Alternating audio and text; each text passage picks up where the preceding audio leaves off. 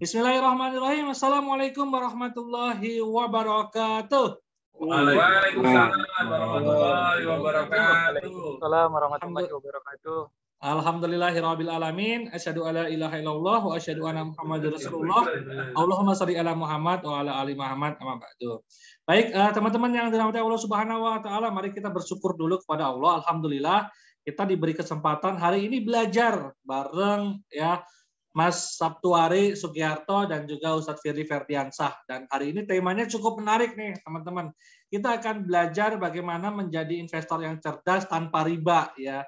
Investasi cerdas tanpa riba itu seperti apa? Bagaimana kita bisa mengembangkan harta kita ya tentunya tanpa riba. Nah, ini sudah ada apa ya praktisinya ya yang juga pakarnya juga yang sering keluar-keluar di Facebook juga provokator untuk ya bebas hutang riba. Nah, ini ada Mas Sabtuari Sugiarto. Assalamualaikum Mas Sabtu. Assalamualaikum warahmatullahi wabarakatuh. Alhamdulillah. Ada juga nanti Ustadz Firly Ferdiansah akan sharing juga bagaimana ya ketentuan syariat, bagaimana kita berinvestasi ini juga harus punya ilmu muamalahnya. Biar apa? Biar harta kita ini berkah ya. Berkah itu artinya ziyadatun khair, bertambah kebaikan. Itulah keberkahan ya itu teman-teman.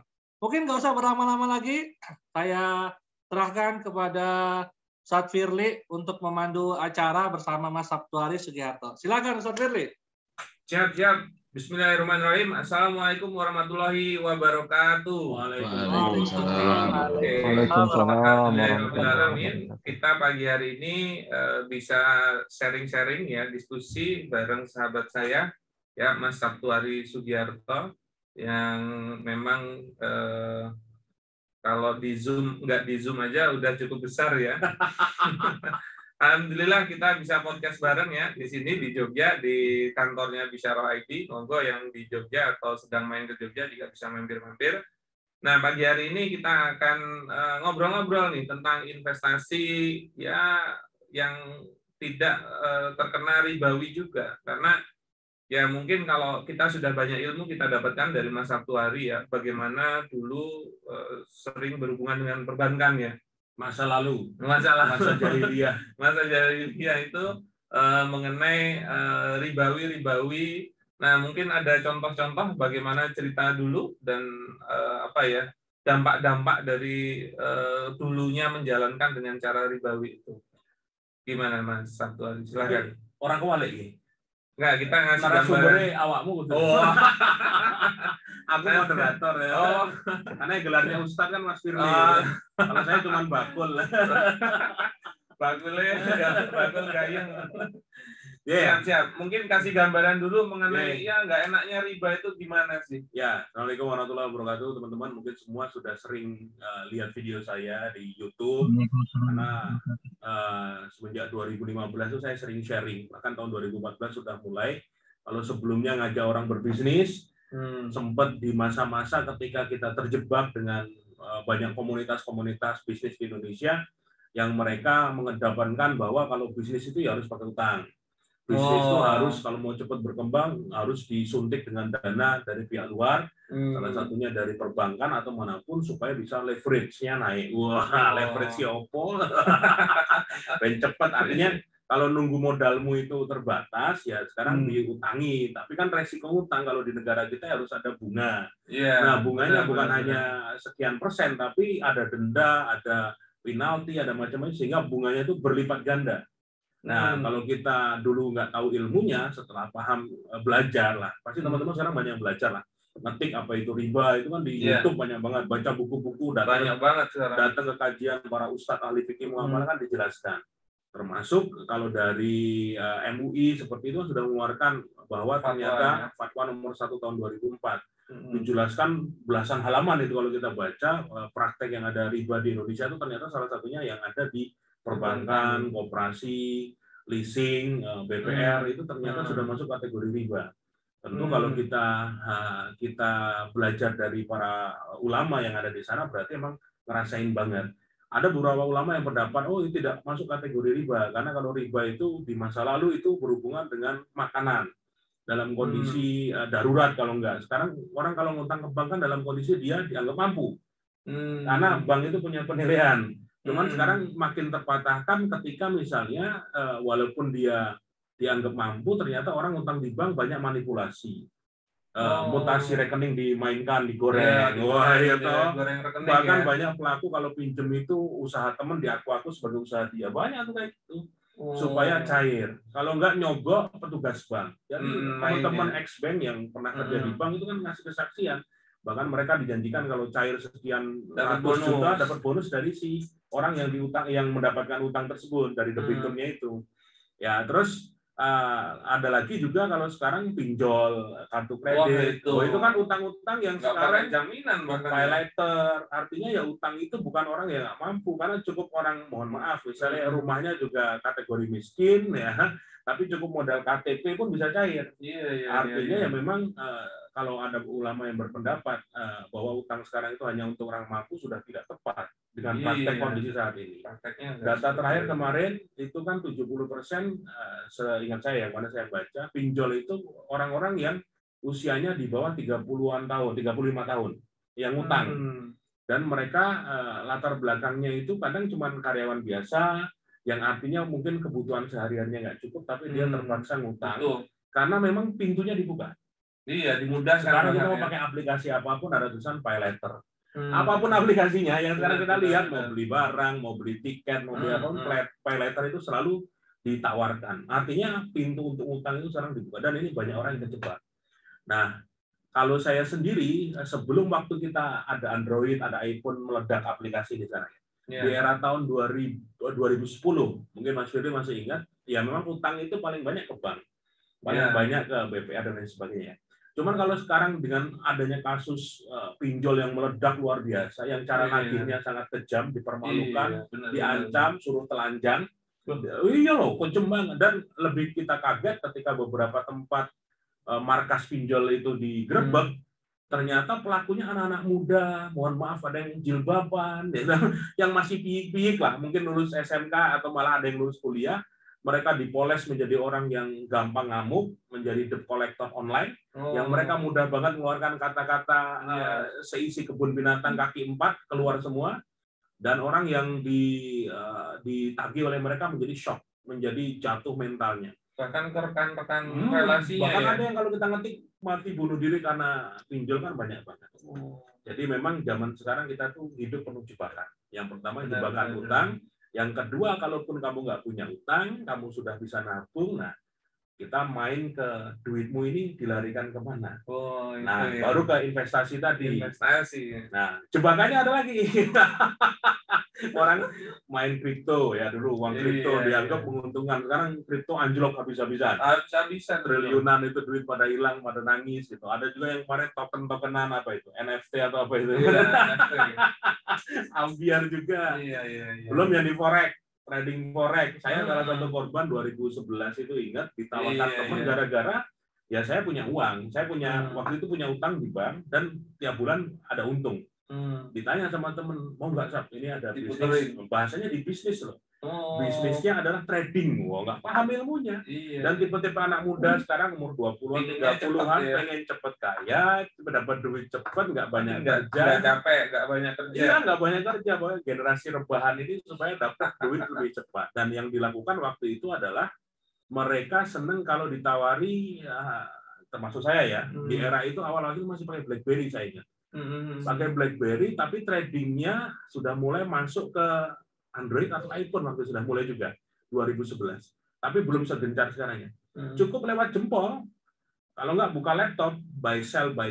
Gini loh, forex ada dua pilihan. Iya, yang pakai aplikasi gitu kan. Betul, forex sama trading derivatif, produk derivatif salah satu emas. Padahal emas itu kan syaratnya kalau dalam Islam harus yadan biyadin. Ada fisiknya, yadan biyadin itu tangan ke tangan langsung. Nyoh, emasnya uangnya dibayar. Waktu itu saya ikut.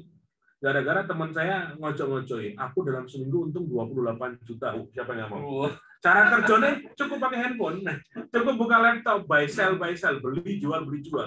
Loh, barangnya nggak ada. Emasnya itu kita sudah belikan secara virtual bahasanya. Wah, coba nggak menggoda itu. Habis itu, ketika pertama join, saya kalau nggak salah join 50 juta atau 100 juta, saya lupa. Nah, itu memang enak. Jadi beli sekarang, untung. hari pertama untung jelas. Selalu kan nggak tahu aplikasi itu apa emang dibuat kayak gitu ya buat orang kecanduan. Beli di angka misalnya 1.600 US dollar per try on. Nanti malam naik jam 9 malam tuh pasar Dow Jones Amerika buka kan. Pasti jam 9 malam tuh grafiknya bisa naik. Dan itu langsung naik $4, langsung kita sell. Itu udah untung 4 juta. Siang aku beli 50 juta, ya itu malam hari naik $4 itu sudah untung jadi 54 juta. Namanya orang kalau trading tuh pasti jiwanya langsung muncul sifat serakahnya. Percayalah, manusiawi itu pengen dapat lebih banyak. Rakusnya muncul, nggak hati-hati, ya dong. Akhirnya langsung udah untung sekian beli lagi. Ini 1.604 per try on. Turun 3 tak beli lagi. Baik. Wes. Moga-moga besok pagi untung. Ya, pagi bangun tidur, grafiknya tadi naik udah turun menjadi 1.555 per try on. Itu ruginya berarti berapa? Dari tadi 1.600 kurang lebih rugi sekitar $45. Itu duit 45 juta ludes kalau tak sell sekarang. Untung 4 juta, tapi besok pagi bisa rugi 45 juta. Kecuali mau ditahan. Ditahan tuh nggak usah dijual dulu, tapi ada biaya inap sekian $, per hari. Nah, jadi kalau kita nggak tahan duit itu ya wes lah, bahkan dia menggerus sisa dana itu. Bahkan aku rekor pernah beli ketika emas di puncak tahun 2011 itu 1.950 per try on. Itu rekor emas tertinggi 2011. Habis itu turun terus sampai nggak naik-naik sampai sekarang. Jadi seandainya dulu aku ya udah.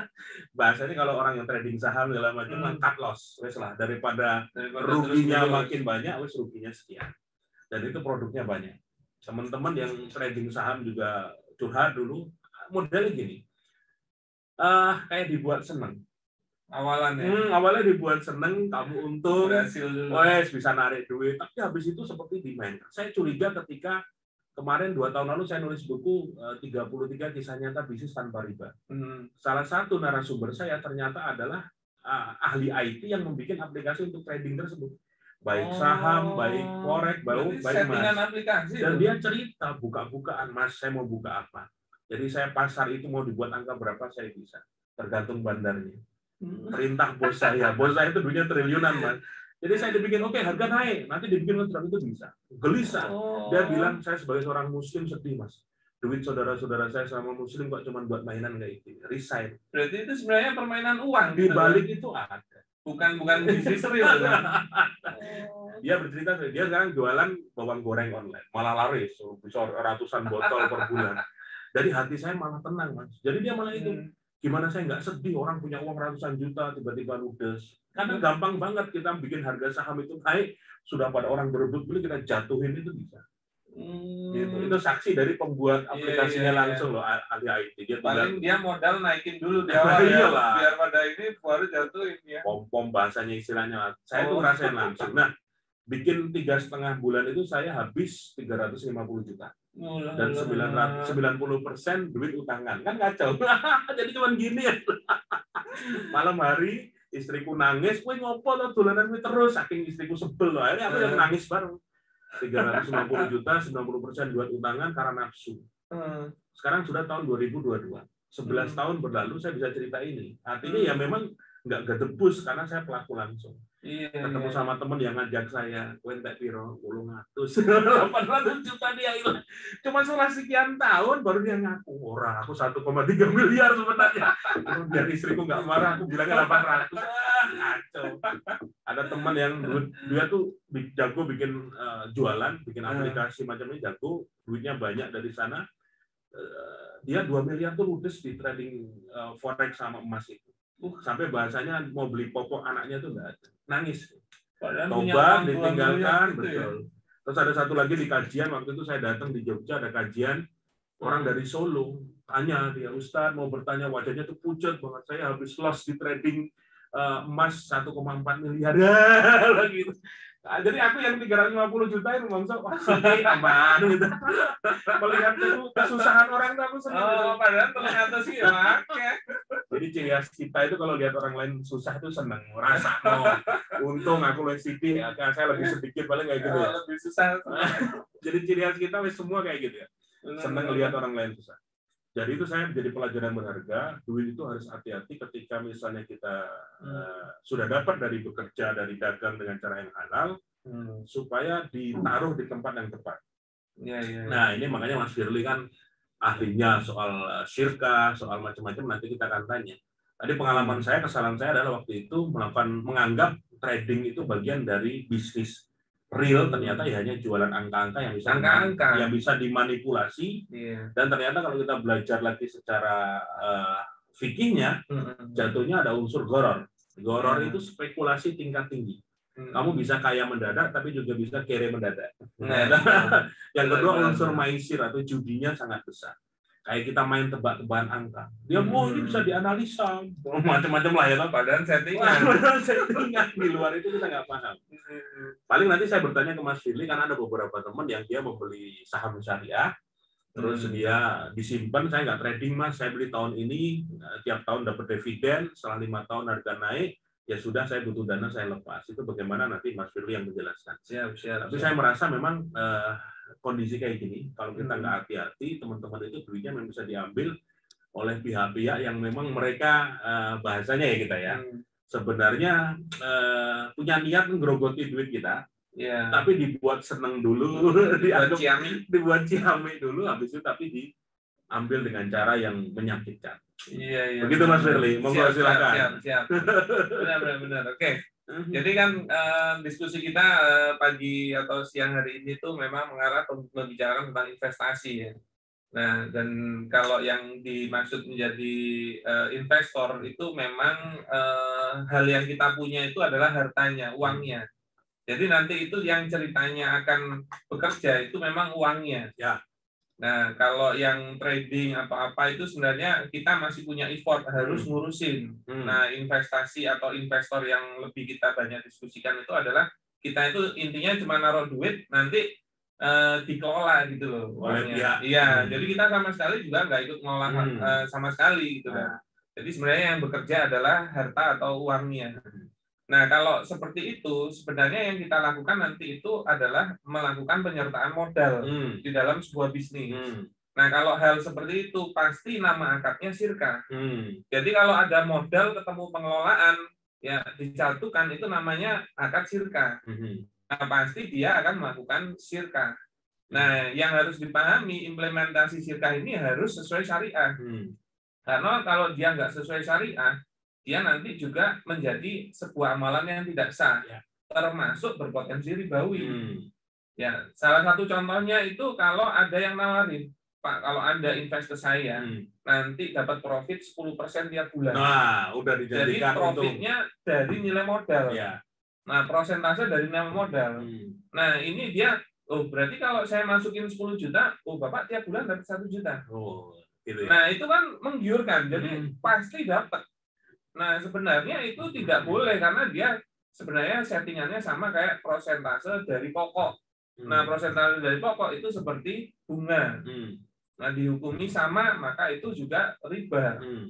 Makanya kalau ada yang nawarin kayak gitu, kalau kita nggak tahu ilmunya pasti, oke, berarti kalau saya masukin 50 juta, ya itu 5 juta Pak tiap bulan. Dan siapa yang nggak mau gitu kan? Kalau dia nyimpan deposito nggak dapat segitu. Iya, nah tapi sebenarnya kalau ada yang menawarin kayak gitu, pertama kalau kita tahu ilmunya pasti kita sendiri nggak mau. Karena kalau loh kok bisa Mas, saya ngasih 50 kok tiap bulan dapat 5 juta. Nah rugi dia. Iya. 5 jutanya dari mana? Iya. Tapi kan kebanyakan kita kalau nggak paham ilmunya malah milihnya yang aman kayak gitu. Tapi sebenarnya kalau itu benar-benar terjadi, Anda ikutan, mungkin 1, 2, 3 bulan awal dapat itu. Tapi bulan keempat lari itu orangnya. Karena sebenarnya dia nggak pernah jalanin bisnis, hanya main game. Jadi ngumpul-ngumpul uangnya. Dan itu yang terjadi sampai sekarang ketika orang-orang teman-teman ya, terutama emak-emak dijanjiin arisan online, nyimpen tiap bulan. Bahkan orang itu datang ke kantor. Mereka karena ada yang koordinir itu. Termasuk teman-teman yang kerja di luar negeri, TKI, macam-macam kan juga mereka sering. Saya kalau ngisi Zoom itu kadang peserta dari Taiwan, dari Hong Kong, banyak teman-teman TKI yang kerja di sana yang curhat. Mas, saya kerja, uang saya dibawa lari, saya dijanjikan investasi di sini, per bulan dapat sekian, ternyata tidak menghasilkan. Bahkan saya pernah pas lagi ngisi seminar di Hong Kong, itu saya kaget ada TKI bawa setumpuk brosur proposal yang menjanjikan, Mas Sabtu naruh uang di sini, kita punya tambang emas di Afrika. Saya dari Indonesia nawarkan ning Hong Kong, emasnya di Afrika. Kantor kami di Singapura. Saya mikir, Mbak, PMI-mu diangkat dulu. Bahasa saya seperti ini. Ini dicuci otak seperti apa sehingga bisa menjelaskan foto-foto tambang emas ini, Mas, lokasinya tambang emas sekian. Iya. Mas Sabtu kalau naruh di sini minimal 10 juta nanti dapat sekian. Ya saya nasihati, saya tutup, Mbak. Sayangi uangmu. Sudahlah, bekerja yang benar, kirim keluargamu, sebagian kamu tabung ke emas batangan. Saya bilang kayak gitu, belikan emas batangan real. Nggak usah trading-tradingan, kalau nggak belikan tanah di desamu, ketika pulang bisa kamu jual, jadikan modal usaha. Nggak usah tergiur dengan model-model kayak gitu.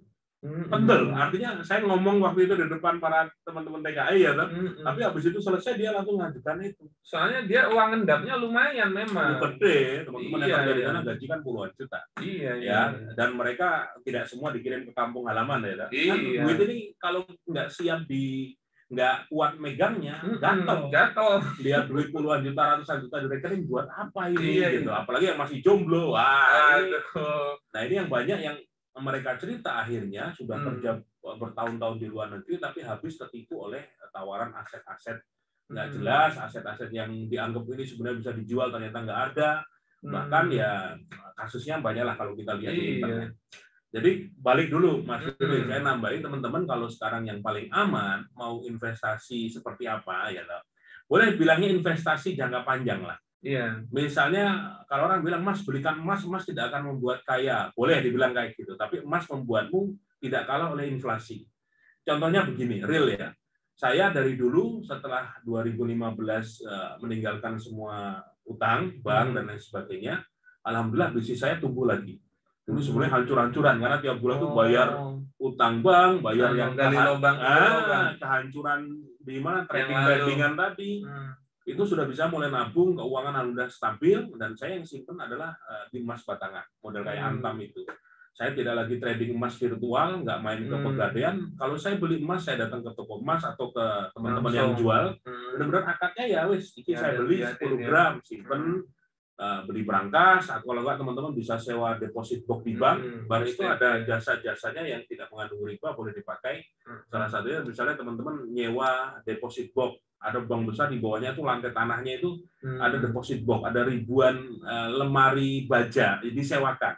Ada yang 500.000 setahun, 1 juta setahun, nanti dikasih 2 kunci. Katanya itu anti api, anti air, anti tuyul dan lain sebagainya. Masuk di juta. Tapi kalau enggak ya beli berangkas sendiri, banyak di AC Hardware atau online ada. Tapi itu kamu bor di rumahmu yang susah diambil orang lah. Yang tahu cuma kamu sama istrimu lah. Itu ditaruh di situ. Nah, tiap ada rezeki ya beli aja, mau 5 gram, 2 gram, 10 gram simpan. Dan ternyata kemarin iseng, kalau saya beli emas kan selalu saya masukkan di Excel berapa nih tabungan saya. Saya itu masih nyimpan emas-emas yang di harga 500 ribuan tahun 2015. Jadi kalau saya jual hari ini saya udah untung berapa itu? Sekarang sudah hampir 1 juta, 150.000 ya sekarang. Artinya kalaupun saya jual sekarang, saya udah untung dari emas yang saya beli 2015 lalu. Artinya memang emas batangan ini bukan untuk simpanan 1 tahun, 6 bulan, 2 tahun. Saya melihatnya memang di atas 4 tahun, 5 tahun. Jangkanya panjang. Betul. Bahkan saya punya mitra, Mas Bagas itu tinggal di Kediri yang produksi jamur lunak susu nagih itu bareng saya, joinan kan kita simpan juga. Dia tuh nabung emas dari tahun 2014. Mas batangan.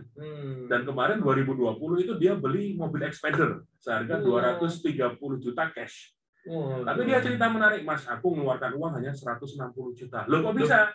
Karena aku belinya dari emas yang aku tabung dari tahun 2014.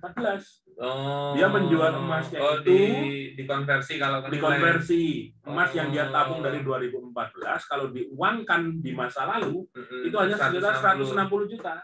Dijual di tahun 2020 itu sudah senilai 230 juta. Jadi dia ngajak ibunya ke dealer Mitsubishi, oh ya beli baru, bayarnya pakai hasil jual emas itu. Pintar ya? Ya memang seperti itu. Ya, belum lagi yang tanah juga teman-teman. Kalau sekarang punya rezeki, Mas saya pengen beli tanah. Ya tanahnya tidak harus di perkotaan karena tujuannya investasi. Kemarin saya iseng searching tanah kapling murah di Jogja. Ternyata masih ada yang harga 40 juta, 50 juta. Pinggiran loh ya. Iya, Tapi kalau kapling kan sudah dibersihkan, sudah dibagi-bagi. Untuk jangka panjang bisa dibangun perumahan. Ternyata seperti itu. Dia sampai saya tanya, ada seorang kawan saya yang dia lulusan arsitek. Nah, terus dia pekerjaan sehari-hari itu menerima perbaikan rumah. Misalnya, ada genteng bocor, ada nah dia jasa punya tim sendiri yang ngurusi itu. Tak tanya, Mas, kamu nabungin selama ini gimana? Mas Batangan, Mas belum ya Mas. Terus di mana? Aku selalu beli tanah itu. Oh iya, gitu. Tanahmu ada berapa ya? Ada belasan titik. Wedan, dia bilang kayak gitu. Kalau diuangkan berapa M? Ya kalau di angka kertas ya ini sudah lebih dari 2 M. Jadi dia nabungnya setiap ada uang adalah berburu tanah murah di desa-desa, di tanah kapling. Jos, saya bilang luar biasa. Saya nggak trading-tradingan. Mau Mas, korek mau. Derivatif saham mau. Dia mungkin udah dengar video-video ya. Kalau saya melihat sekarang yang mau mengamankan uang saat ini ya di emas batangan sama di tanah, ini yang jelas. Ternyata mau yang di kos-kosan boleh, tapi kalau ini kan ada bangunannya, otomatis modalnya lebih besar karena ada bangunan. Tapi kalau uangnya kamu hanya punya 40 juta, 50 juta, berburu tanah-tanah kapling atau tanah-tanah di desa. Ya nanti targetnya 5 tahun, 10 tahun lagi nanti bisa dijual. Terus yang berikutnya adalah kalau investasi adalah, nah yang disampaikan Mas Firly tadi, kita bersyirkah dengan orang, teman, kawan, atau orang lain yang memang bisa dipercaya dan kita menyerahkan modal untuk usaha yang dia jalankan. Nah kalau ini tidak perlu nunggu 5 tahun. Emas, tanah 5 tahun, 10 tahun. Kalau ini seandainya bisnisnya itu bagus, itu bisa kita dapat bulan depan pun bisa dapat. Bulanan dapat. Saya alhamdulillah sudah bersyirkah dengan beberapa teman Mas Firly. Salah satunya dengan Mas Ferry Preksu itu saya punya 2 cabang itu 2017. Saya ingat ketemu Mas Ferry, terus dia butuh modal buat Ferry kan modalnya nggak pernah punya utang bank anak itu. Kalau beliau udah lebih berilmu dulu ya. Ferry Atmaja, dia jualan buah pakai gerobak rugi, terus bikin ayam Preksu pertama joinan sama teman. Habis itu dia kecanduan, saya nggak mau utang bank manapun, saya pakai syirkah. Artinya saya punya produk, saya punya sistem, saya punya manajemen, dan saya menawarkan orang join di syirkah saya. Tapi dia sangat selektif ya untuk menjadi mitranya. Nah, saya joinan waktu tahun 2017 bikin Preksu pertama yang di Jalan Condong Catur, daerah Condong Catur. Oke, kita bikin semuanya, modal saya dapat, bagi hasil kalau nggak salah sekitar 60-40 waktu itu. Sekarang balik modal di tahun ketiga. Sampai sekarang sudah mau tahun ke-6, alhamdulillah tiap bulan profit terus. Jadi uang saya yang tahun 2017 saya tanam ke bisnis tersebut sekarang sudah beranak pinak. Artinya tiap bulan saya ditransferi dan tanpa harus saya ngurusi. Karena akadnya adalah fair, ini uang, saya sebagai pemodal, kamu sebagai pengelola, kelola dengan baik, saya percaya dirimu, nanti tak pantau atau tak bantu jika membutuhkan. Jalan setahun waktu itu belum balik modal yang pertama, kok saya ada dana lagi, tak bikin Preksu yang di cabang Seturan. Ya, Seturan. Target kita balik modal 2 tahun, ternyata meleset karena ada pandemi macam-macam. Jadi baru balik modal menjelang 4 tahun kemarin. Sekarang sudah berarti udah 4 tahun lebih ya. Ini udah hampir setahun ini udah balik modal ya, saya wis nggak ngapa-ngapa ya. Jadi saya di rumah tanggal 1 tiba-tiba duit masuk, alhamdulillah. Dan duit saya yang dulu saya tanam ke sana sudah balik selama 3,5 tahun waktu itu. Jadi syirkah saya yang tak anggap sukses 2 ini, tapi saya masih beberapa titik syirkah lagi yang proses menuju balik modal. Iya, pasti butuh. Kita harus sabar. Nah, banyak kan Mas Firly, orang mau syirkah itu nggak sabaran. Baru jalan pertama, nanti setahun balik modal orang halah. Belum apa-apa, bisnis belum jalan, setahun sudah diminta balik modal, dia nggak sabar dengan orang. Nah, saran saya kalau mau bersikap jangan orang yang seperti itu. Artinya duitnya benar-benar duit nganggur. Iya, berarti harus nyelektif investornya juga ya, menyeleksi investornya juga. Bukan duit utang bank. Artinya si pemberi modal nggak kemerungsung. Jangan baru nanti saya modal 100 juta, ternyata 100 jutanya dari utang bank, terus ketika pengelola, wah iya, dia ngamuk-ngamuk. Firly, kamu bagaimana? Aku udah invest 100 juta. Ini bank ngejar-ngejar aku. Wes lah berkah. Jadi kalau teman-teman mau bersyirkah, belajar sama Mas Firly sama Bisyarah, bahkan besok ada eventnya juga kan itu. Nah itu pastikan calon investormu adalah orang yang duitnya slow. Ya, artinya memang duit adem, bukan duit undangan, bukan duit berbunga, tapi memang duit yang memang dia itu nganggur saja. Terus akadnya harus jelas. Nah, akad jelas bagaimana? Mas Fili yang sekarang jelaskan secara singkat. Siap. Nah, jadi kalau mau dipahami itu syirkah itu kan sebenarnya arti katanya adalah bercampur alias melebur. Makanya nanti kalau ada orang bersyirkah itu pasti bercampur atau melebur jadi satu. Makanya dia nanti pasti kalau orang bersyirkah itu bisnisnya milik bersama. Itulah kenapa keuntungannya juga menjadi hak bersama. Yang mana nanti dibagi hasil gitu loh. Makanya jadi boleh dia dapat bagi hasil karena dia masuk ke dalam kepemilikan. Nah, cuman tidak hanya keuntungan yang menjadi hak bersama, tapi juga menanggung kerugian. Kalau misal rugi. Kalau rugi. Dan memang kalau kerugian harta itu yang menanggung pemodal. Kalau pengelola itu kerugian tenaganya. Ya. Nah, makanya juga harus paham. Jangan pas ada pemodal, pas untung minta bagi hasil, tapi pas rugi, raiso, dari utang, dari modal awalnya kudu dibalik. Ya. Nah, itu berpotensi riba kalau gitu. Misalnya, dia masukin uang 100 juta di dalam sebuah syirkah. Dijalanin, ternyata 6 bulan berjalan, itu nggak untung-untung. Malah uangnya jadi 80 juta. Nah, terus dia, wah nggak untung-untung, udah saya mau putus syirkah, putus. Kembalikan modalku. Nah, putus berarti kan hak dia sebenarnya 80 juta. Oh gitu ya, kalau dia memaksa. Jadi yang menjadi tanggungan pengelola adalah mengembalikan 80-nya ini. Harusnya kan bukan mengembalikan ya, tapi kan memberi kembali kepada pemodal yang uang yang ada di dalam syirkahnya. Jadi sebenarnya dia bukan utang, tapi memang sisa hartanya tinggal 80, tinggal dibalikin. Maka yang sebenarnya menjadi tanggungan pengelola adalah 80. Nah, hak dia 80. Kalau dia minta, nggak bisa, dulu modal saya 100 juta. Saya mintanya 100 juta. Maka 20-nya itu riba. Karena hak dianya hanya 80, kok maksa minta tambahan 20. Begitu loh. Nah, itu bisa menjadi riba. Nah, hati-hati itu yang pertama. Makanya, kalau pemodal itu harus siap rugi dari sisi harta. Karena memang objek dia itu hartanya itu. Kalau pengelola itu, dia dari tenaganya. Nah, jangan sampai juga memahami kalau dia bagian untung ya bisa dapat untung bagi hasil, tapi kalau pas rugi dia nggak mau gitu loh. Tapi ada pertanyaan Mas Firly, bagaimana kalau ternyata saya rugi 80 juta karena pengelolanya itu berkhianat? Artinya usahanya itu nggak diurus. Saya datang ke sana mejanya pada kotor, karyawannya nggak pakai seragam, dianya jarang ke warungnya. Ini gimana Mas Firly ya? Itu gimana tuh? Ya, jadi hukum asalnya memang kalau ada kerugian harta yang menanggung adalah pemodal. Kalau kaidahnya kan al-wadi'atu alal mal wariku ala ma'astaqalahu alai. Al-wadi'atu itu kerugian dikarenakan alal mal, yang menanggung adalah modal. Nah, makanya memang pemodal nanti kalau kerugian itu. Nah, kalau keuntungan itu hak bersama, tinggal disepakati. Nah, hukum asalnya begitu. Cuman kalau ternyata ada kelalaian dari si pengelola, nah itu berarti dia melakukan sebuah wan prestasi terhadap pengelolaan bisnisnya. Harusnya dia menanggung resiko juga. Dia juga menanggung kerugiannya. Salah satunya contohnya, pemodal itu boleh ngasih syarat. Saya mau syirkah sama kamu, tapi buat ayam geprek, misalnya begitu kan. Ternyata bukan ayam geprek yang dibuat, warung sate. Nah, dia menyalahi syarat akad.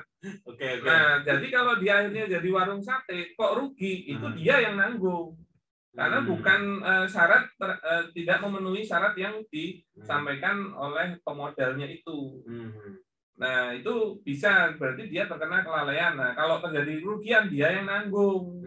Apakah nanggungnya 80%, 80 juta diambil terus dia ikut menanggung 20 juta keseluruhan gitu. Gitu. Artinya dengan bukti-bukti dari pihak investor sebagai tadi pemodal tadi, ternyata tak amati nih kamu selama sekian bulan menjelang setahun ini kamu kok tidak amanah nih, warung nggak diurus, usaha ini nggak diurus, itu bisa nuntut nggak kepada si? Ya kalau ada faktanya bisa sebenarnya. Nah nanti memang harusnya kan kalau mau fair ya itu memang ke jalur hukum, ke kodi yang memahami mengenai hukum syariah ini diposisikan nanti. Kalau memang itu benar-benar kelalaian, maka itu harusnya yang menanggung pengelola. Gitu loh. Makanya jadi pengelola itu dasarnya itu harus wakalah dan amanah, perwakilan dan juga keamanahan. Nah jadi jadi ke pemodal itu juga harus mengkualifikasi pengelolanya. Dan saran saya jangan dasarkan karena ada hubungan. Jadi benar-benar profesional. Oh, adikku, saudara dekat. Iya. Karena kelemahan kita Mas Sudi, kadang teman-teman tuh rela menyerahkan uang kepada orang lain karena faktor konco dewe, teman sendiri, sedulur dewe, saudara sendiri, sudah kenal dekat dan bahkan melupakan hitam di atas putih. Ya. Akadnya nggak jelas, hanya faktor dijanjikan omongan atau via WA, kamu invest di usahaku dong, nanti per bulan tak kasih sekian misalnya. Mungkin ngasihnya bukan persentase modal, tapi potensi kita untung nanti bagi hasil 60, 40, 70, 30 misalnya. Tapi tidak ada akad di atas kertas, tidak ada bukti ketika nanti si pengelola itu berkhianat, kabur, duitnya nggak balik, akhirnya cuma bisa muring-muring. Nulis status story, sialan, teman sendiri padahal di awal akadnya nggak kuat. Iya. Akadnya nggak jelas sehingga ketika kejadian itu sebenarnya begini loh, kalau kita mau ya meluangkan waktu untuk belajar fikih muamalah ya. Jadi sebenarnya kalau sudah berakad itu pasti ada nilai hukumnya secara syariah yang dia urusannya dunia akhirat. Nah, hukum asal akad ijab qabul itu sebenarnya perkara lisan. Bukan perkara tulisan. Maka kalau dia sudah berlisan berakad itu sebenarnya sudah ada akadnya. Contoh misalnya jenengan nikah ada dapat buku nikah. Misalnya mohon maaf 5 tahun kemudian buku nikahnya hilang. Pertanyaannya akad nikahnya tetap sah nggak? Masih sah. Berarti sah atau tidaknya bukan karena buku nikahnya. Nah, tapi kan dia sudah tahu karena ijab qabulnya akad itu. Masalahnya sekarang orang tanpa hitam di atas putih aja gampang berkhianat. Nah, itu sebagai penguatan disarankan pakai surat akad. Tapi memang bukan terus ada nggak ada. Makanya kalau ketemu orang balelo, sebenarnya ada surat akad pun dia akan mainin. Gitu ya. Itu makanya hati-hati. Benar. Nah, kadang-kala teman-teman mungkin ketika mau bersyirkah, Mas saya punya teman, ini ya misalnya, punya teman yang dia usahanya bagus, dia punya warung makan rame. Saya tawarin buka cabang bersyirkah, dia mau. Saran saya sebelum mengeluarkan uang tetap ngobrol hati ke hati dengan orangnya. Melihat kesehariannya bagaimana, ibadahnya bagaimana. Dan sesekali dicoba dengan urusan duit. Muamalah yang beda, jangan bisnis itu dulu. Ya. Dikasih amanah apa, beli barang apa atau apa, dan ternyata dia tidak berkhianat, maka menjadi nilai plus bahwa orang ini bisa dipegang. Kalau enggak mencari informasi dari orang lain tentang karakter si A. Saya, Mas Firly punya bisnis, saya punya uang misal. Sebelum saya ngasih uang ke Mas Firly, saya sebagai pemodal, dia sebagai pengelola, saya akan cari tahu orang ini seperti apa. Tanya di lingkaran dia, circle-nya dia seperti apa. Oh, Firly orangnya bagus Mas Abdu, dia amanah, wah. Plus, teman yang lain, wah dia pokoknya, saya pernah bisnis sama dia, jalan kok. Saya pesen apa-apa di tempat dia dikerjain sampai selesai, plus lagi. Gitu. Tapi kalau misalnya ngobrol di circle dia, bahasa negatif. Firly, walah, ojo nganti, duitku gue melayu misalnya. Itu sudah negatif. Tahun kapan? Oh kejadian ini seperti ini. Tanya ke orang lain. Jadi unsur kehati-hatian itu sangat diperlukan. Nah, kalau saya biasanya memberikan saran kalau mau ada kerjasama syirkah, itu mempelajari 3 hal. Apa itu? Pertama, konsep muamalahnya dulu. Jadi kedua belah pihak paham syirkah. Karena kalau nanti nggak paham, syirkahnya salah, malah juga jadi tidak sah. Nah, kalau sudah sama-sama paham, yang kedua itu konsep bisnisnya. Jadi harusnya sebelum bersyirkah itu harus ngomongin konsep bisnisnya, visibility studinya, proyeksinya. Ada hitung-hitungan. Ada potensinya. Per bulan perkiraan untung berapa? Iya, ya, potensinya nanti ROI-nya berapa, BEP-nya kira-kira berkapan. Itu harusnya sudah ada di depan dan harusnya kalau mau jadi pengelola yang profesional dia harus bisa buat itu. Jadi bukan terus bisnisku lumayan, wes ini 1 juta. Nah, tapi nggak kayak gitu. Nggak pernah ngomong 1 juta ini gopo. Gitu. Nah, ini pentingnya bisnis. Pentingnya teman-teman belajar ya. Keuangan sederhana dalam bisnis itu memang walaupun nggak harus jadi ahli akuntansi gitu loh. Nggak perlu. Ngerti lah. Misalnya beli barang dalam 1 bulan misalnya omset kita 50 juta.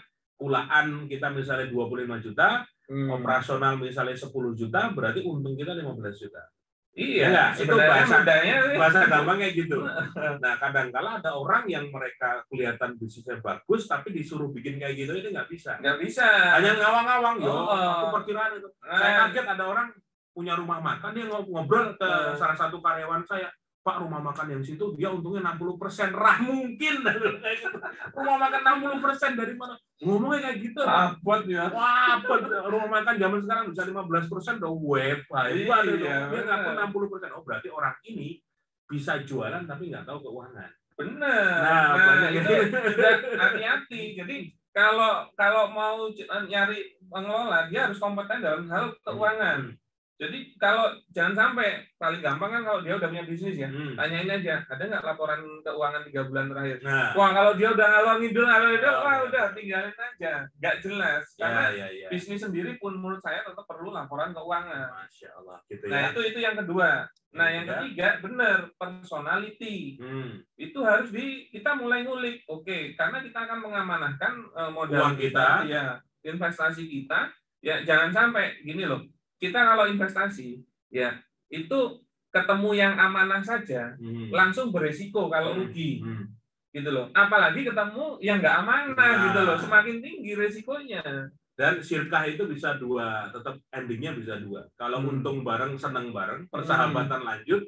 Tapi kalau rugi dan orangnya berkhianat, persahabatan bisa hancur. Iya, itu yang harus dihati-hati. Karena orang menjadi nggak enakan. Walaupun memang kita kita ikhlaskan. Tapi orang merasa, wah ini aku mengecewakan dia, itu urusan hati kadang-kadang susah. Benar-benar. Kayaknya banyak pertanyaan itu, Mas Firly. Siap. Dan mungkin Coach Rendra mau ada info dulu ya, karena apa yang kita diskusikan hari ini, insya Allah Bisyarah punya agenda untuk memberikan ilmu mengenai bagaimana menjadi investor yang cerdas dan paham syariah. Silakan, Coach Rendra. Terima kasih Ustadz Sudi. Ini ada pertanyaannya lumayan banyak. Sebelum masuk ke sesi tanya jawab, insya Allah ada. Suaranya mungkin kurang kencang, Coach Rendra. Tes 1, 2, 3, dicoba. Sudah ya? Siap.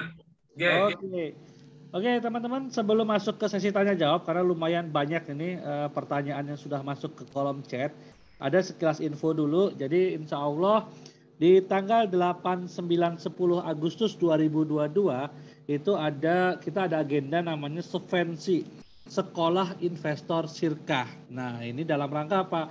Dalam rangka mencetak investor yang cerdas dan juga paham syariah. Insya Allah kita akan dibersamai 5 pembicara hebat. Di sini ada Mas Agung dari Simply Group dengan 350 cabang laundry dan 25 guest host di seluruh Indonesia. Kemudian juga ada Ustadz Firly Ferdiansah, nanti beliau dari bisyarah.id akan memaparkan bagaimana sih menjadi seorang syirkah planner yang luar biasa yang bisa memutarkan duitnya tentu sesuai dengan syariah, yang sesuai dengan akad-akad yang benar. Kemudian juga ada Ustadz Condro. Ustadz Condro nanti akan berbagi bagaimana investasi-investasi yang tidak sesuai syariah dan ya dari yang konven sampai yang kekinian ya itu akan kita bedah. Jadi teman-teman akan belajar tentang produk-produk investasi. Ini banyak di chat tanya bagaimana sih hukumnya tentang masukkan ke misalnya bursa saham, kemudian ke sukuk, kemudian ke koperasi, kemudian ke misalnya kayak semacam investasi saham dan lain sebagainya, obligasi syariah. Sekarang kan semua ada label-label syariahnya tuh. Sukuk syariah, obligasi syariah itu gimana? Nanti kita akan bedah lebih dalam sehingga kita tahu nih mana investasi yang konven, yang syariah dan yang benar-benar real syariah. Jadi benar-benar teman-teman tuh paham banget nih pilihan produk investasi di luar sana itu sekarang luar biasa banyaknya. Yang berikutnya ada juga Pak Chandra. Jadi Pak Chandra ini adalah ketua X-Bank dengan 28.000 member yang pernah menggelontorkan dana waktu masih di bank sampai 9 triliun rupiah. Nanti kita akan belajar tentang finansial literasi dan mitigasi resiko bersama beliau. Bagaimana sebelum kita menginvestasikan duit kita biar gak zonk, biar resikonya rendah, ya biar tepat sasaran itu bagaimana nanti insya Allah kita akan dibarengi oleh Pak Chandra dari Trust Solusi Syariah.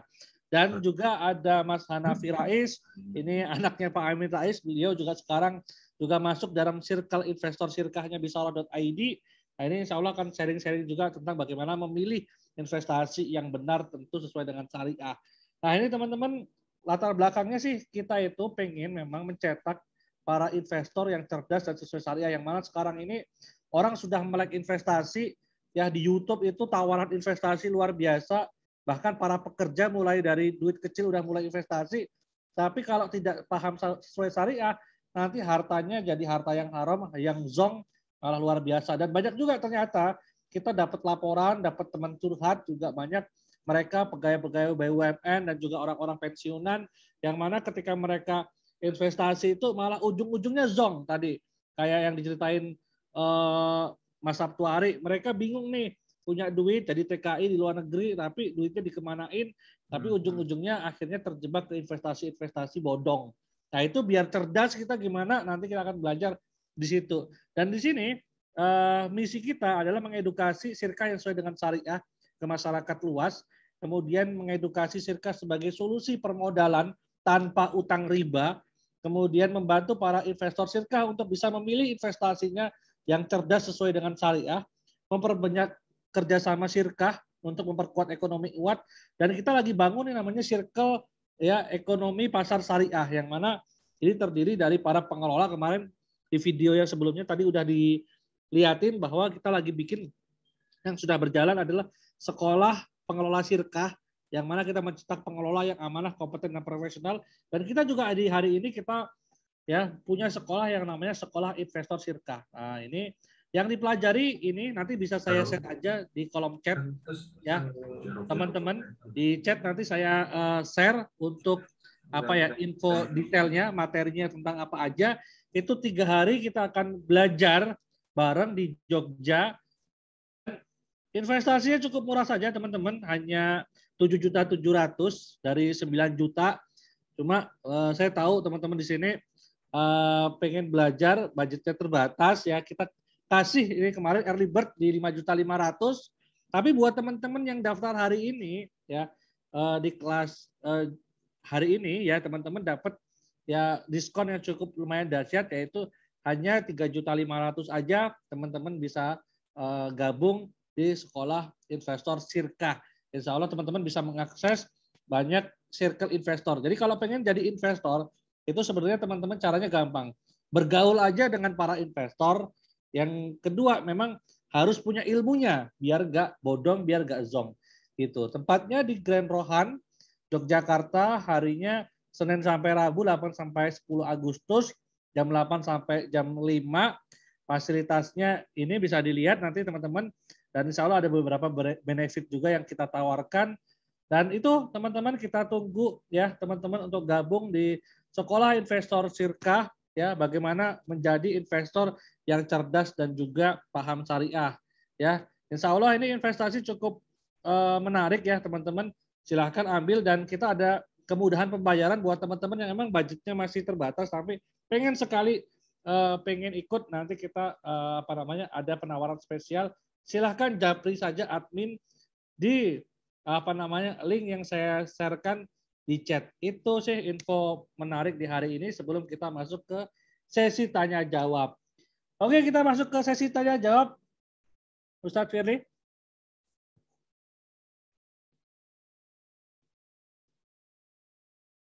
Mic-nya belum keluar sepertinya.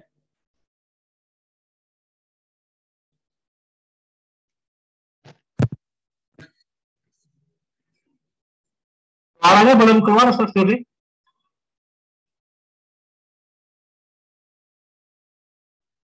Siap-siap.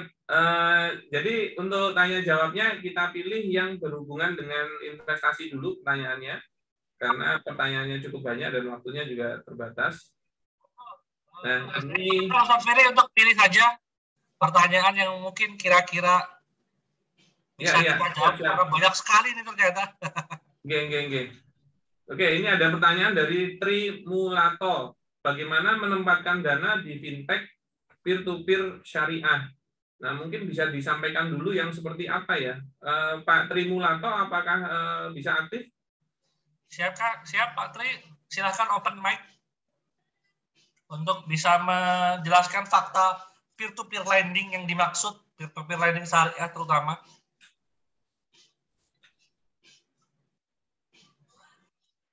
Oke, kalau belum, mungkin kita ini ada pertanyaan dari Pak Haidar. Mas mau tanya, kalau saya nabung dolar dari tahun 2008 untuk niat biaya haji atau umroh, peningkatan nilai tersebut halal atau haram. Nah, Mas Haidarnya apakah aktif? Nah, kalau untuk menabung dolar ya dari tahun 2008 untuk niat biaya haji atau umroh, ya, jadi kalau mau menabung ada niatnya itu boleh, ya, dan nabungnya dalam bentuk apapun sebenarnya boleh. Nah, kalau memang jenengan juga mau memilihnya dalam bentuk dolar itu silahkan saja, ya. Dan kalau ada peningkatan nilai, ya itu dampak dari perbedaan mata uangnya. Ya, begitu juga kalau nanti terjadi kerugian, ternyata nilai dolar nurun gitu loh. Nah, itu memang dampak yang risiko terhadap adanya uang dolar gitu loh. Jadi silakan saja kalau mau nabung dalam bentuk dolar, tidak ada larangan nabungnya harus rupiah atau apapun itu silakan. Nah, nanti kalau bayar haji atau umrohnya memang harus menggunakan rupiah, ya tinggal dikonvert aja. Dolarnya itu dirupiahkan, nah nanti pakai uang rupiahnya. Nah, kalau ternyata pas nuker dolarnya memang ada perubahan nilai, ya itu monggo-monggo saja, itu boleh karena jangan melakukan short itu pertukaran mata uang. Jadi dolar ke rupiah yang memang kondisinya saat ini nilai dolar lebih tinggi daripada rupiah. Nah, itu silakan saja. Kemudian, nah ini ada yang pertanyaan, Assalamualaikum Mas Sabtuari, beli Mas Antam yang bisa yadan biadin, walau kita beli online di mana? Jazakallah. Atau bagaimana waktu di toko emas besar itu biasanya ada kok. Ready stock ya. Stock Antam itu. Kalau enggak kamu searching di komunitas jual beli logam mulia di kotamu. Di Jogja tuh ada komunitas grup Facebook namanya jual beli logam mulia Yogyakarta. Itu tiap hari anggotanya saling jual emas. Bukan beli ke perusahaan Antam, bukan ya? Mereka udah pegang kan. Jadi ciri khasnya ada sertifikat Antamnya kan. Jadi kamu masuk di grup Facebook itu, kalau di Jogja ada, Jakarta harusnya ada juga, apalagi kota-kota lain. Itu kalau sudah komunitasnya berkumpul, ada yang butuh jual emas langsung diposting di Facebook. Saya mau jual nih 10 gram, saya ketemuan mau gitu ketemuan. Ya. Nanti nggak mau ketemu di rumah. Berarti sebenarnya bukan online ya. Bukan online, ketemu di kafe boleh. Ada juga yang, nah ini yang menjadi tanda kutip ya. Pendapat pertama, misalnya dia beli di salah satu aplikasi jual beli emas fisik tapi online. Dia tinggal misalnya di kota Jawa Tengah. Dia beli, penjualnya ada di Bandung. Jadi terus ditransfer, terus emasnya itu dikirim H+1 kilat, dilapisi macam-macam sehingga tidak terdeteksi, terus diterima oleh dia. Kalau saya kok tetap beresiko ya. Artinya kalau sampai hilang ya 10 juta itu hilang gitu loh. Ya, amannya memang kalau bisa di satu kota ketemuan aja langsung gitu ya. Ada yang berpendapat itu boleh karena itu pengiriman itu ya sudah ya dan diadin karena cuman di satu hari karena itu proses pengiriman di luar akad.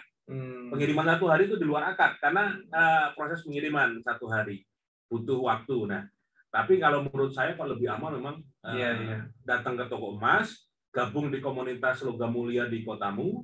Kalau enggak berburu di OLX atau manapun tapi satu kota. Jadi dan banyak banget. Searching aja di Facebook, beli emas misalnya di kota Purwodadi, di Trenggalek itu ada. Biasanya ada ya. Ada. Gitu. Ya, karena komoditi emas sebenarnya tetap menarik ya, dan banyak yang melakukan transaksi atau bisnis tersebut. Nanti di searching dulu ya. Saran saya jangan beli secara online. Ya, dan terus lebih baik memang maksudnya ya dan diadin itu sebenarnya serah terimanya di majelis akad. Salaman ya. Iya, jadi ketemu di majelis akad, bukan secara nggak ketemu secara langsung.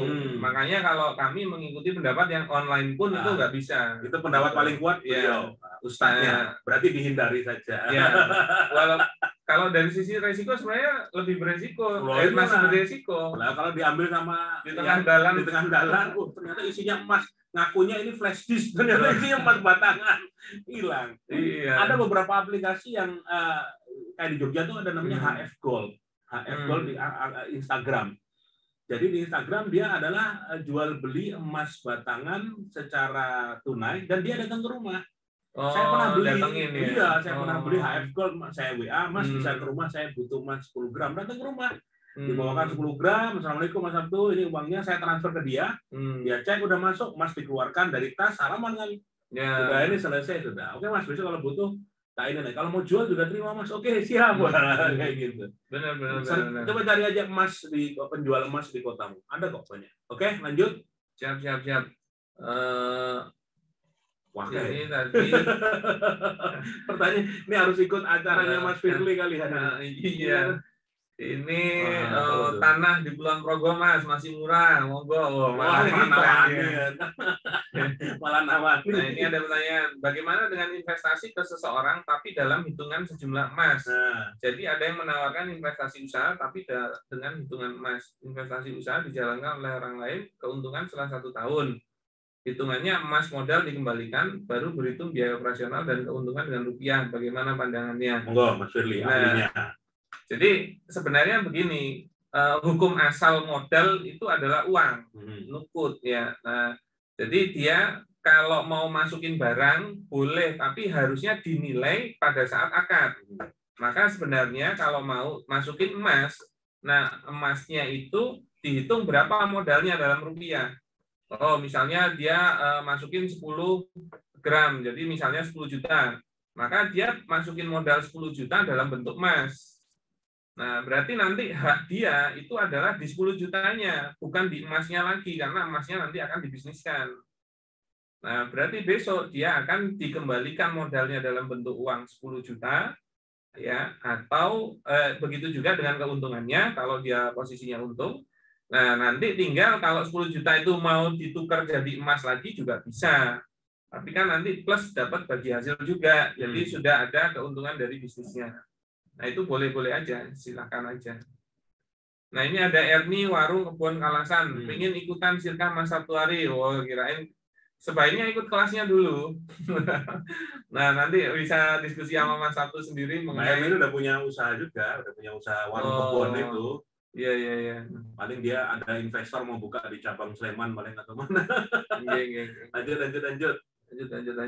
Nah, ini kalau beli parfum dapat hadiah emas, metode pembayaran adalah COD. Apakah sah?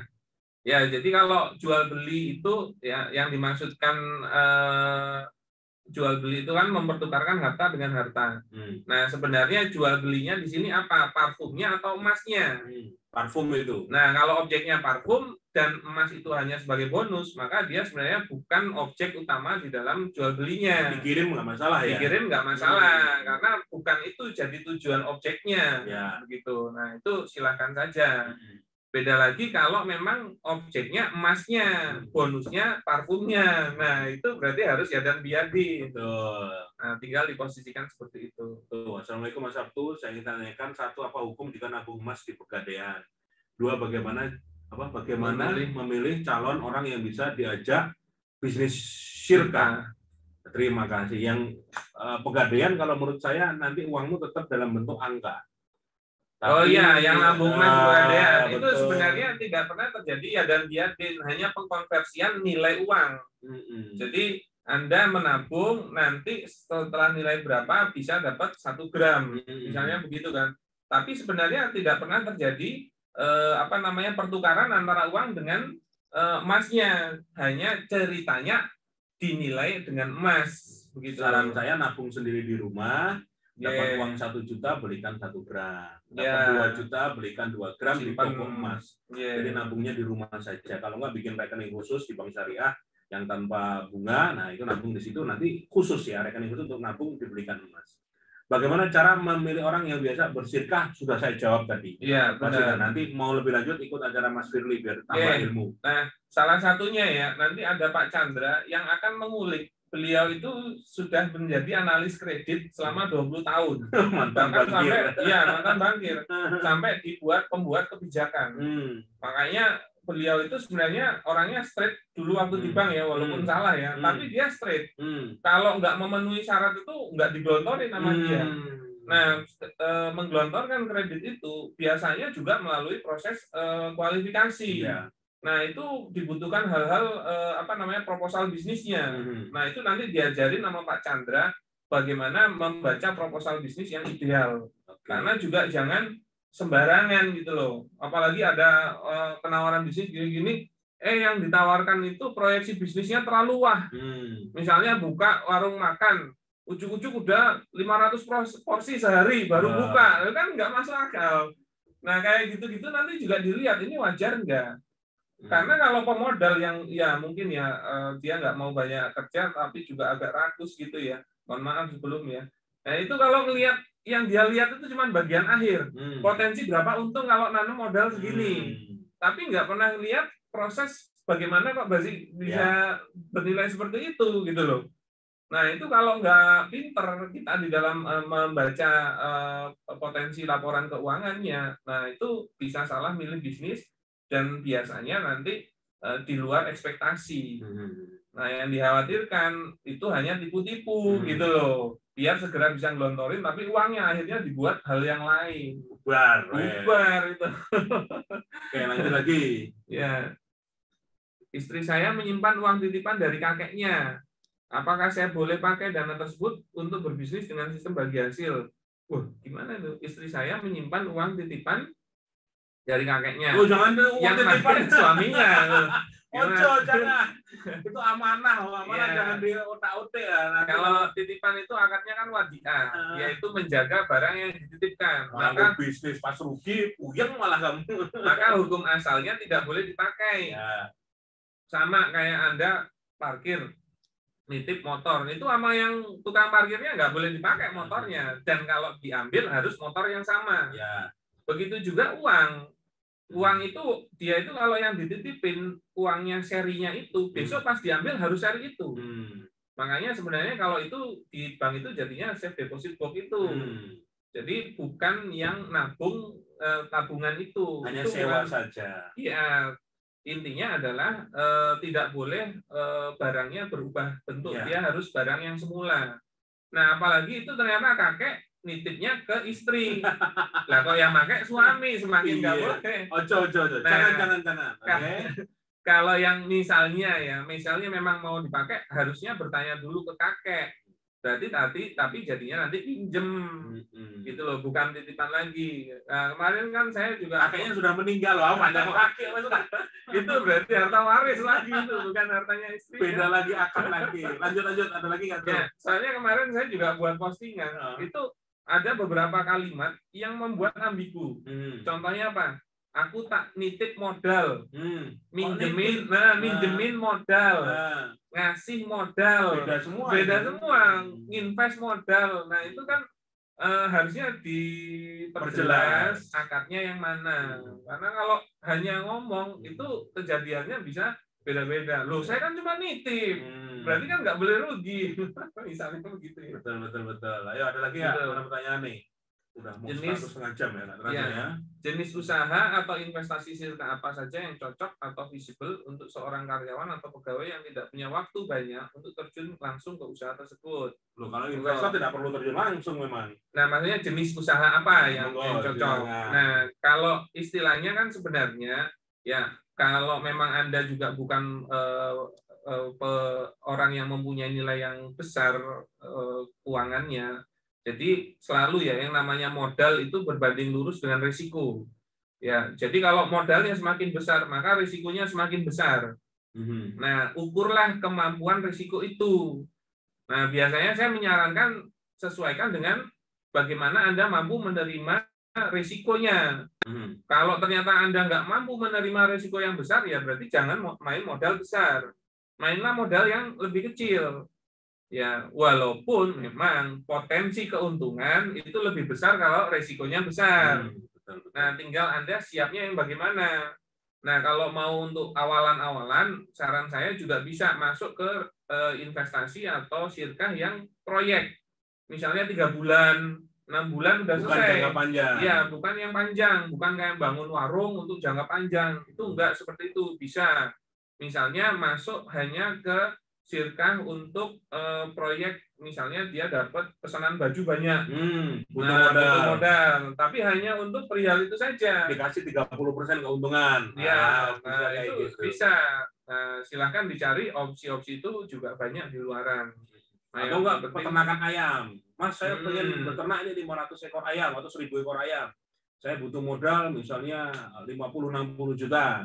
Terus dikasih hasil nanti kamu 30% ya. Setelah dari keuntungan, bukan dari modal loh ya, tapi dari keuntungan. Dan ini akadnya per 40 hari. Itu boleh ya kayak gitu ya? Ya, berarti hanya sampai 40 hari. Selesai. Untung misalnya 10 juta, dia mendapatkan modalnya balik, plus mendapatkan keuntungan 30%, dapat 3 juta. Itu boleh. Ya. Kalau pas ayamnya banyak yang mati, rugi, ya berarti harus siap rugi. Adil jadinya. Iya. Gitu ya.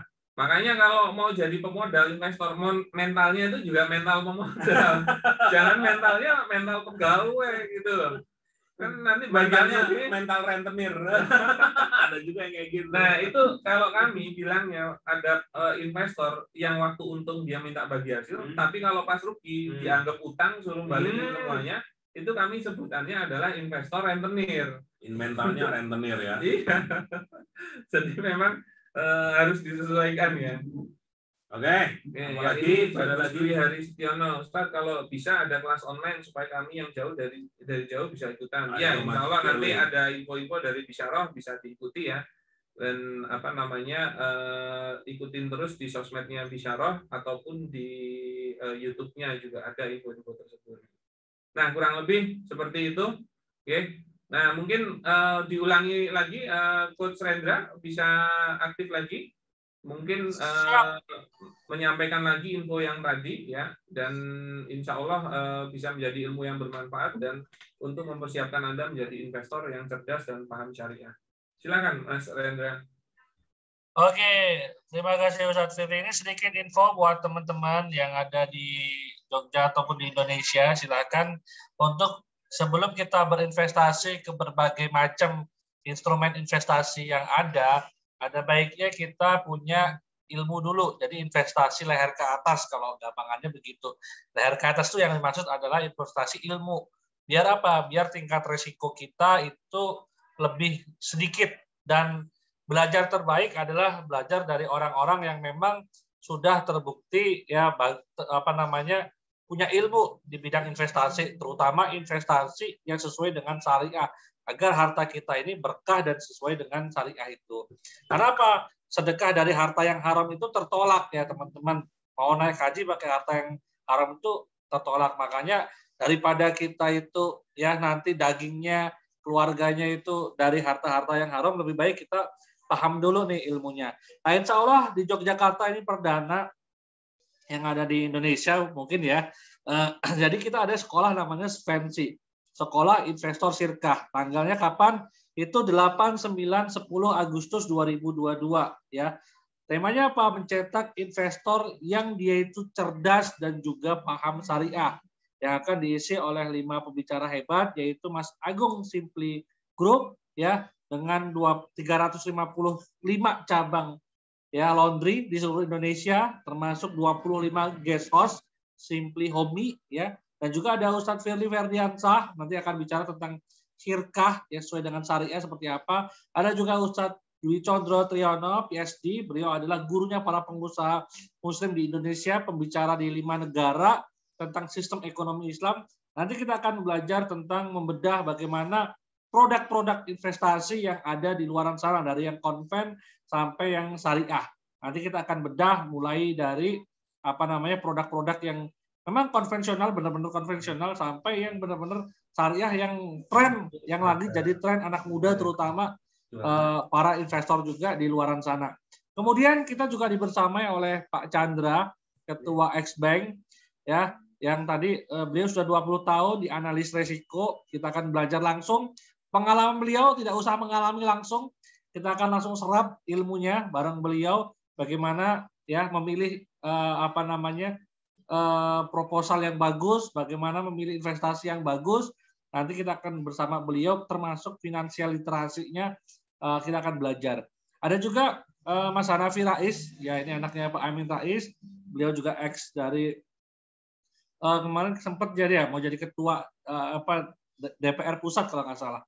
Ya, itu juga luar biasa. Sekarang dia banyak menjadi investor juga, ya investor sirkah. Dan insya Allah dia akan sharing-sharing juga. Dan kita akan bersamai banyak teman, sudah ada beberapa teman 20 orang ya yang sudah masuk ke kita, lebih sih mereka rata-rata para investor. Nah, silakan teman-teman kalau pengen ya bergaul dengan para investor dan menjadi investor yang cerdas dan juga paham syariah, ikuti sekolah investor Sirkah. Nah, ini ya insya Allah kita pengen nih bantuin teman-teman untuk bisa berinvestasi, melipat gandakan hartanya, tapi tentu sesuai dengan syariat. Sebenarnya Sirkah ini solusi teman-teman buat teman-teman ya, menjadi investor ini sebenarnya solusi buat teman-teman yang mungkin punya dana, punya uang, tapi tidak punya waktu, tenaga, pikiran untuk mengelola bisnis. Atau mengelola bisnis gagal terus, ya kan? Bisa teman-teman jadi investor aja. Lebih baik jadi investor aja, yang mana sebelum kita jadi investor, menanamkan duit kita biar berputar, ya ikutilah kelas ini. Bahkan teman-teman kalau jadi investor, kemarin Kang Dewa itu sempat sebenarnya kalau dia nggak haji tahun ini, kemarin sempat mau ngisi juga dispensi ini. Ya, beliau juga udah sounding nih, mention saya kemarin. Cariin dong orang-orang yang mau diinvest. Beliau sekarang udah membawa 60 brand. Dan kalau teman-teman pengen punya puluhan bahkan ratusan bisnis tanpa harus mengelola operation, finance, ya kan, kemudian HR, ya itu teman-teman jadilah investor, ya kan. Investor tentunya investor yang cerdas dan paham syariah. Itu sih teman-teman, kelasnya 3 hari kita akan belajar tentang investasi. Nanti kita akan belajar produk-produk investasi yang sesuai syariah seperti apa, yang tidak sesuai syariah seperti apa. Kemudian seandainya saya menjadi investor itu nanti Mas Hanafi Rais, kemudian materi Sirkah dari level basic sampai advance, 17 formula kita siapin juga. Kemudian bagaimana melihat mitigasi risiko, ya finansial planning juga kita akan belajar di situ teman-teman. Dan teman-teman benefitnya itu ada free konsultasi marketing di Sara.id 1 jam untuk 10 orang pendaftar pertama. Ini sudah lewat sebenarnya teman-teman. Silakan, ada door prize juga konsultasi muamalah nanti senilai 2.500.000. Kemudian ada voucher kuliah bisnis syariah batch 4 ini teman-teman. 1 semester ya kelas online selama 6 bulan buat teman-teman yang daftar.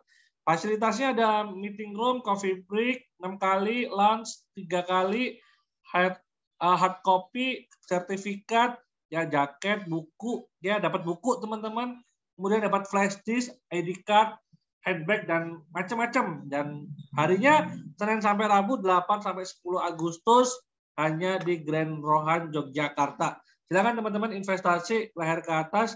Hari ini promonya ya kita kasih dari harga ya normalnya 9.900.000 ini. Teman-teman dapat diskon yang luar biasa buat teman-teman yang daftar hari ini. Daftar berdua itu kita kasih diskon ya.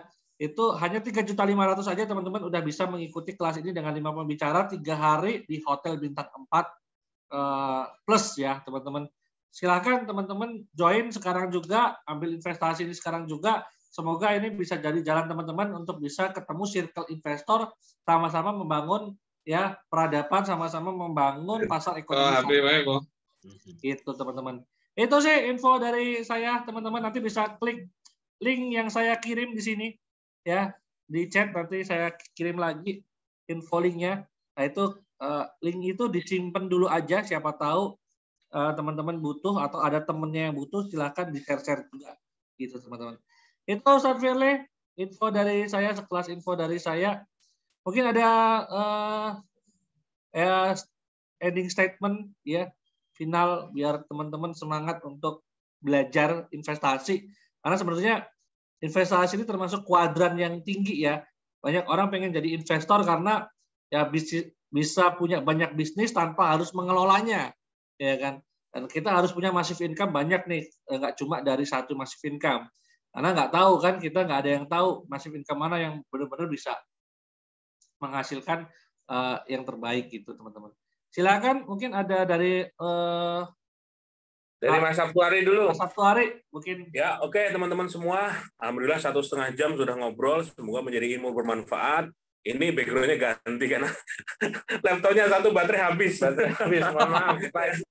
Jadi ganti HP ya. Oke, pokoknya teruslah belajar. Hati-hati dengan uang kita.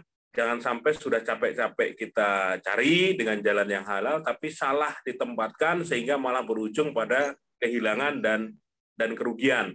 Jadi mencari sumbernya dari sumber yang halal, maka dikeluarkan dan disimpan dengan cara yang benar juga.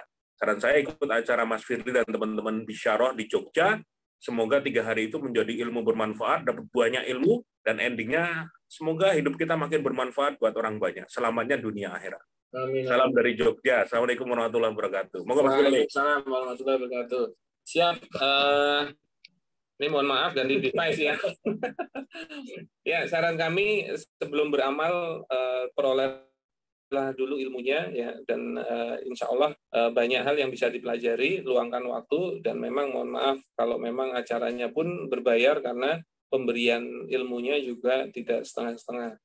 Nah, begitu juga para narasumber kita juga bersifat profesional. Nah, makanya untuk itu, ayo terus kita termotivasi untuk tholabul ilmi, ya, baik melalui bisyarah ataupun lainnya, ya, karena kajian-kajian muamalah juga sudah banyak. Cuman kalau mau spesifik, ya harusnya memang di sebuah workshop yang membedahnya secara komprehensif. Nah, begitu dari saya. Mohon maaf atas hal-hal yang kurang berkenan yang telah disampaikan. Semoga kita bisa bertemu lagi di majelis-majelis yang berikutnya. Begitu, Coach Rendra, kami pamit. Sekian, matur nuwun, afwan minkum, akhirul kalam. Assalamualaikum warahmatullahi wabarakatuh. Waalaikumsalam warahmatullahi wabarakatuh. Terima kasih, Mas Sabtuari. Terima kasih, ya, Ustadz Firly. Terima kasih teman-teman yang sudah bergabung. Semoga ya berkah harinya.